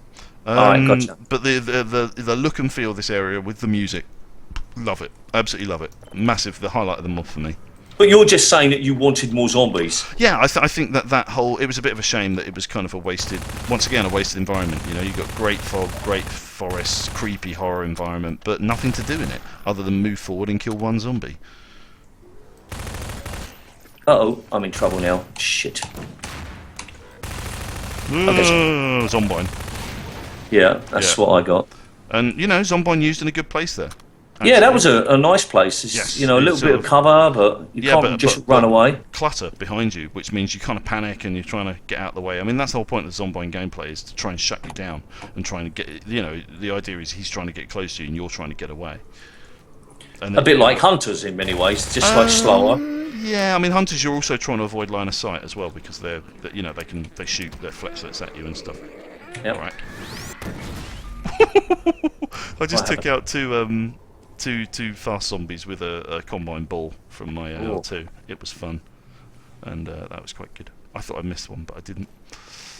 You didn't waste your AR2 secondary shot on fast hunters, did you? Fast zombies. Fast zombies. Still, after all these years, fast zombies make me panic. You know, there's that great bit in Ravenholm when you're at the top of, you're waiting for the lift to come up, and you're in the upstairs area in a building, and the fast zombies are jumping across the rooftops, and they all come in, and they start, you know, and you're like, that still gets me every single time. I'm just like, oh my god. You can sort of go back down the ladder and hide in a room somewhere, I think. Oh, can you? No, because you jump across the rooftop into that room, and there's nowhere else to go. Oh, okay, that must be somewhere else. It's really it's a great moment, and it's still, even though I know I can probably kill them, and it's not that hard. I'm actually stuck now. It's not that hard.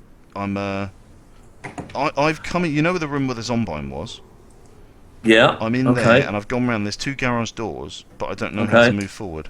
You want to help? You want to help? Yes. You need to use the forklift. The forklift will open up one of those doors. Oh, there it is. Got it. No, you're right. Thank you. I missed that.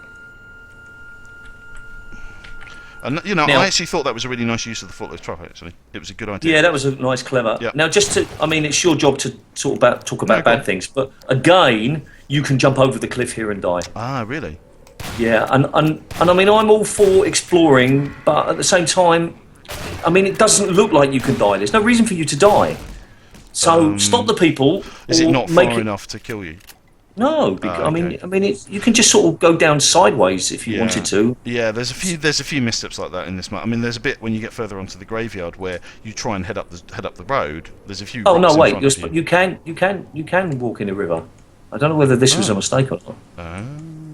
See what happens. I don't want to walk in the river. Okay, I've just encountered an invisible wall. It might be a little bit like where I jumped over the cliff. Where I don't want to go down there in case I get stuck. Yeah, I'm the one who's got to show stuff. Okay. Yeah, exactly. So I'm heading on towards the graveyard now, and once again we've got this great area of forest, all kind of foggy and spooky, but virtually no zombies in it. I'm just like, you know, this is such a, there's a couple of fast zombies, maybe 1 or 2.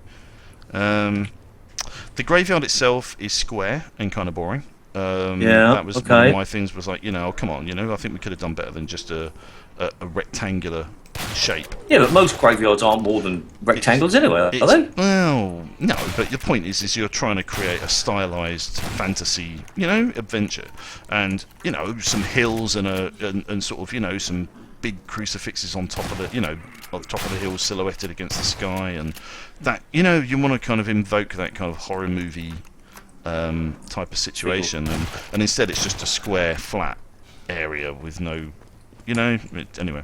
So if you go left out of the graveyard and head up the road, you reach a log, which is across the road.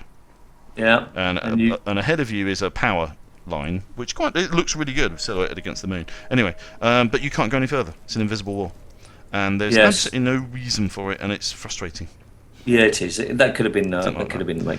But it's almost like this part of the mod was almost made by somebody else, because, or maybe the earlier part, who actually sort of knew what they were doing a bit more than in the other areas. They certainly did a lot better in this area. Yeah, I mean, this might have been made first, and then it expanded and stuff. Yeah, I'm up to the train. Tell me when you're up there. I'm just killing off the fast zombies down in the graveyard. Just a second. Let me ask you a question. Sure. Why are you killing them? What do you mean? Oh, I could just run on. You're absolutely right, and that's a good point. No, not just because we're doing the live stream, but in many ways, I don't have much fun killing these kind of zombies. Really? And yeah, no, it doesn't. I mean, I guess nearly half the time, I avoid shooting zombies, and especially fast zombies, because you can just run straight past them. Well, I even walk to some degree, not the fast ones, of course, but I've got lost. I just many times now I feel that I've killed so many of these things, and that they don't actually provide that much of a challenge. No. Whereas at least the Combine, they if I stand still, zombies. All they do is try and get they come close to you, and that's about it. And it's a different. It's the gameplay is basically just try and get away from them, isn't it? Yeah, I think it's more fun if you don't have many weapons or much ammo or something. Yeah, I mean, I think zombies are much more fun when you have interesting ways of killing them. Yeah. Like the gas pipes and all that good. Yeah, absolutely. Stuff, where you can be just sadistic and awful, and and really treat them terribly. I am completely lost. I'm trying to find the route up to the train cars. You have to go in the cemetery. You go right. Yeah, I got it. All right. This section along the train line I liked quite a lot. Yeah, I thought this was great. Yeah. I mean, I ran through some of it very quickly because I didn't have much ammo, and my health was actually pretty low at this point, and there isn't much health given to you across this area, and I'm actually having problems with glare on my screen at the moment, and I can't see anything. Yeah. In fact, I'm just going to go and close my blind. 1 second. Sure. Yeah, I might have to do the same. Do the dance in the dark. Oh no! Fast head crabs. Oh, fast head crabs. How much we hate you. Nope.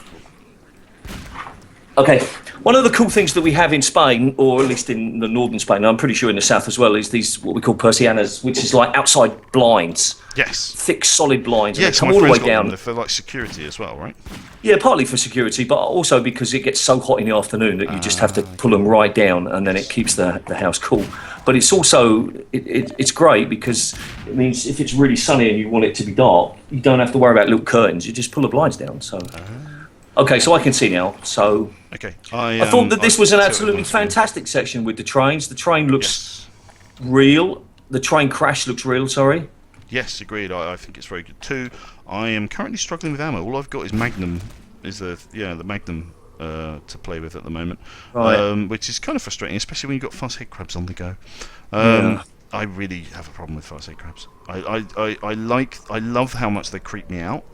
But I hate the gameplay, especially when they get up close to you and they're just bouncing around, nipping away at you. You end up shooting and like missing 3/4 of the time. Exactly.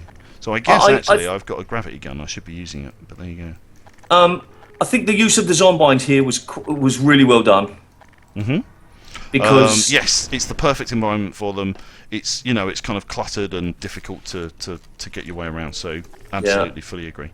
And the few zombies as well, because they're pretty persistent. They follow you, and they'll go up into the trains and follow you. And it's broken, not, of course, if you have to jump, but go on. Damn it! And it's broken down into little sections, into little cubes of gameplay, which basically, oh my god, this Zombine just will not die. I'm wondering if they up the health on these actually, or whether I'm just being crap. But that took about 10 goes or 10 shots to kill. I thought I was. Anyway. So I'm coming to the end of the rail line. Rail line, yeah. Yeah, me too. I'm trying to remember which way. Oh yeah, we go over the rail car, don't we? And then we got that section that we were talking about where you can't go backwards. Yeah. Oh dear. Oh what? Suddenly my player has been taken control of there for a second. Oh, okay. That was weird. Sorry. So yeah, you meet the dullest character on Earth again. Remember? And he. This is the point where he takes forever to walk down the corridor to open the door. Oh yeah, he does. does. Stuck in a very dull area with nothing to do. He could have been walking when he was talking here, couldn't he? He could have run this area and it would have been better. But I mean, to be honest, it's only a few seconds. I'm being picky, but yeah, the terrible acting continues. I'm kind of running out of time. How are you doing for time? I'm okay. If you need to go, it's not a problem. I mean, do you feel that we've covered the biggest problems of the mod? I think so. Is there anything from the chat stream that you wanted to pick up on or talk about? No. I mean, people have just been sort of saying, I can't see much, and does the forest create tension and stuff like that. I mean, just your boyfriend said, invisible walls. Okay, no, that's fine. Okay, no, that's fine. So we can wrap it up here if you want. I've just come out. Go on. Sorry, you go. No, I don't think that it does much more other than this, other than the moving train section at the end, which I thought was an interesting thing to do, and it's kind of spoilt by the there's like a lens flare directly in front of you the whole time, and you can't really see what's coming. So things are shooting you, and you can't tell what's shooting you in front. I don't know. I did not have a problem with that. I thought that was quite. Well, I think the reason why they did it is to hide the fact that the tunnel at the end isn't real, and it's It's like a bit of a special effects trick, if you like. I've just come out of the sort of the corridor, and that's not the right word, but the sort of the fake corridor, yes. And then there's again right in the corner you've got these 4 combine, and then another room you got 4 zombine combine again. Yep. And so just more of the same over and over again. I mean, the phrase that you used earlier, which was very nice, was bookends. I mean, in many respects, we've got city combine thrown in your face, foresty, dark areas, and then we're back to the city type area again, I suppose. Yeah, gotcha. Yeah, that's true. Back into an urban environment. So as I say, the environment choices and the look and feel of everything is great. No problems with any of that. The look and feel's fantastic. They just didn't know what to do with it. I think this would have been a really interesting exercise for sort of somebody to take the VMFs and rejig, if that's the right word, the location and movement of the enemies. That might have been. Yeah, I mean, I think it's sometimes quite difficult because really the key to this stuff, in my opinion, is basically you have to design an area from scratch around gameplay first of all, and then make it look great, But the shape of it, the actual initial shape of the square rooms or whatever, has to be designed to get the best out of the gameplay. Yes. And if that isn't done, it's very difficult to try and fix those problems. Yeah, but I mean, in this case, I mean, you could simply just stop all of the combine from, charging in once. True, you could hold them back and probably get a bit more out of it. Absolutely. Yeah, I agreed, definitely. You're right though. When you build a room based on how you want it to play. You don't build a room and then think, how am I going to get soldiers to come in? Yeah, I mean, but it's often a learning point for people who are doing mods at the beginning, is they build a nice area and then they drop some bad guys in it. Yeah. Which is just the wrong way around. So, and I think most people know that. Yeah. There you go. Okay. Yeah. To summarise. Yes. Beautiful.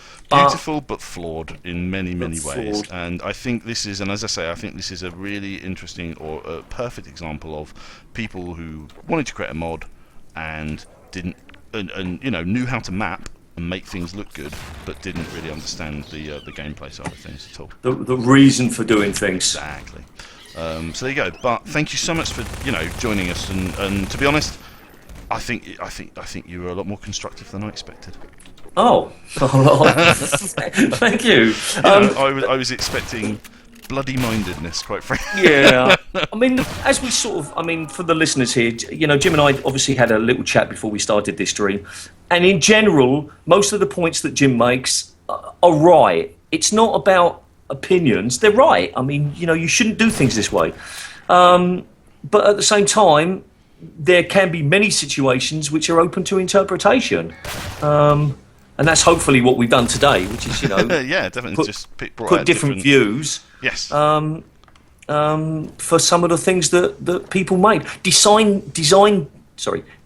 decisions aren't black and white.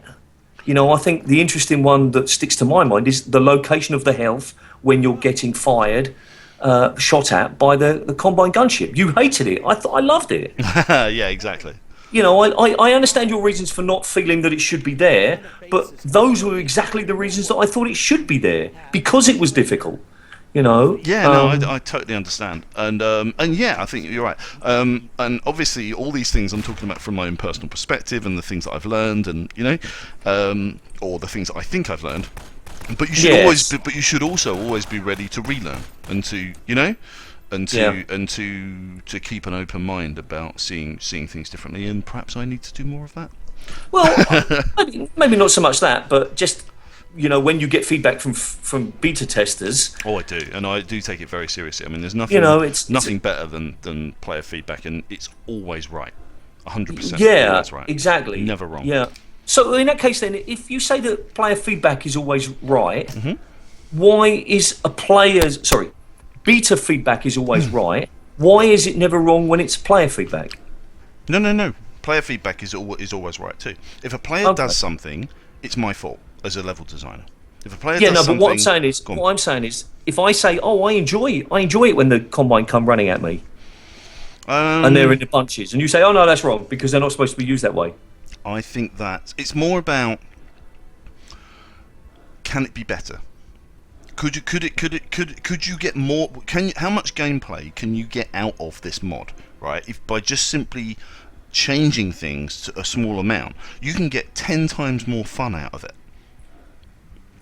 So it's not necessarily that what's happening isn't fun. It's just that if it were done not as much fun. Exactly. If it were done in a better way, then there could be a hell of a lot more fun. And that's what makes me angry, I think, the most about these things. And the reason why I am always angry about these things is that there's all this talent.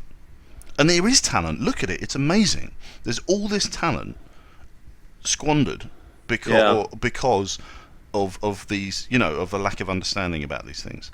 Yeah, especially when it looks so good. I mean, sometimes you see like a horrible-looking mod, and you think, okay, well, this person really needs, to spend a lot more time improving and learning. Oh, go on. Sorry. Okay, let's not go there. Not in this episode, anyway. Go on.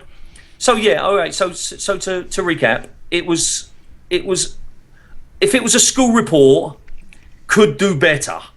Yes, capable of much more. Yeah. How's that? We'll have to. Pro Bones has been on the chat, but he hasn't said anything or much. Fair enough. But it would be kind of interesting to see if he has a response. I'll contact him. Sure. Show him the video.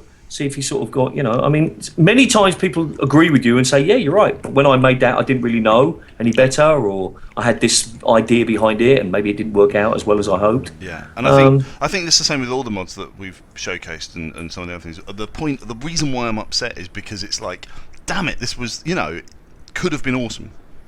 Yes. You're trying to help these people. I mean, you're not just trying to, you're not just trying to be horrible and pick holes in something. You're picking holes because it really could be much better. Yeah, there you go. All right, fair enough. What do I All right, well, thank you. I mean, you feel free to carry on.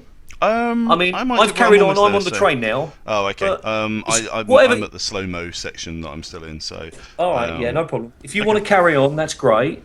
I feel that we've covered all of the problems, though.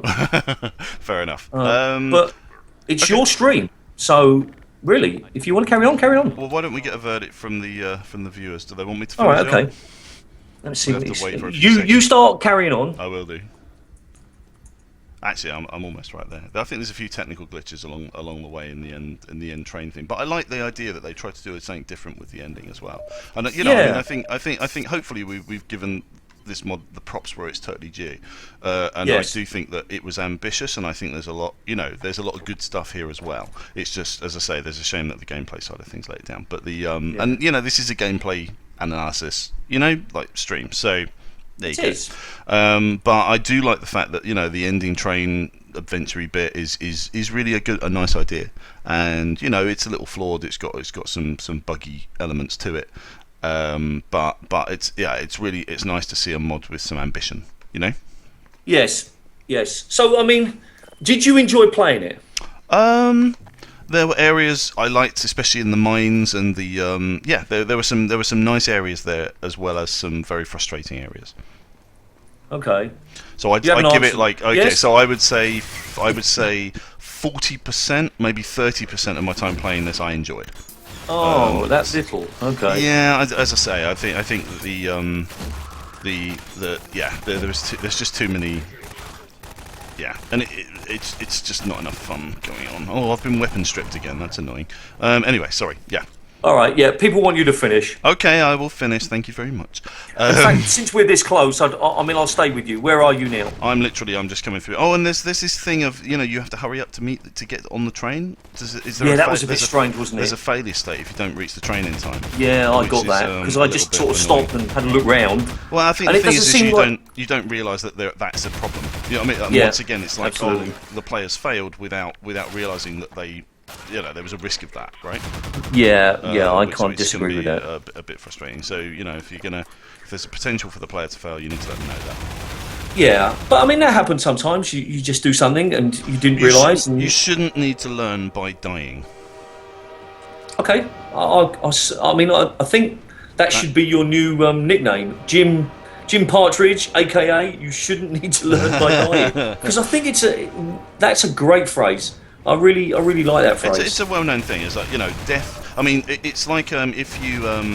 Look, I can't see what's going on here because I've got this huge, great lens flare in front of me, and I can't see who's shooting me from up front, which is kind of annoying. Anyway, you can't.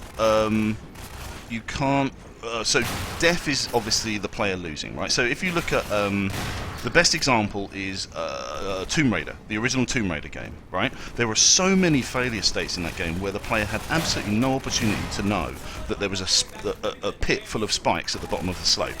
Yeah. It's so annoying. And so basically the player just learns through dying and dying and dying and dying and dying and I won't do that again, and it's a really terrible way to for the player to learn anything. There you go. Yes, I just killed the bad guy. I'm done. Yeah, Go on, sorry. No, I mean I do within the context of Half-Life. I agree, but I think in some situations that's just sort of how the games are. That's part of their charisma. That's the way they are. I don't like it, but I think you should give. I think you should give the player everything they need to succeed in the game for the first playthrough. Okay. I think I don't think that particular rule. I agree with you. I don't think it should be easy, but I do think that the player should have the opportunity to master all of the skills that they have the first time. Yeah. There you go. Okay, so just looking in the chat. I love the ending, by the way, as well. I really love the slow-mo ending with the music, and it's beautiful. It's beautiful, and the music's wonderful. I really like it. And you sort of stand up, and then you fall down, and you stand up, and then you fall down again. Yeah, that's true. So in the chat, they're talking about an updated version of Silent Escape. The remake of Silent Escape, and it's going to be available on Steam, but that doesn't make any difference because it will be available from me as well. Yeah. But they've changed almost everything. Oh wow! Okay, I'm definitely going to give it a playthrough again. So I'll be really interested. And so I'm assuming that's kind of going through Greenlight, or the way that the others have done. What are the other ones? The Estranged, and there was another mod. Oh, and obviously Minerva. Yeah. Let me just read out what's going on in the stream. In the chat, sorry. Valve allowed us to release Silent Escape as a standalone game. Ah, very cool. So very cool. I mean, if Derpy C is still listening, if you want to contact me and give me some information, and I'll try and help, promote that and stuff. I'll still put the updated version on Run, Think, Shoot, Live, because I can link to anywhere now. Instead of just linking downloads to me, I can link it to a Greenlight page, and it still counts as downloads from Run, Think, Shoot, Live, but people still get the all of the info that they would normally. So cool. All right, mate. Okay, let's wrap up. And thank you very much for everyone for listening. I hope I didn't upset too many people.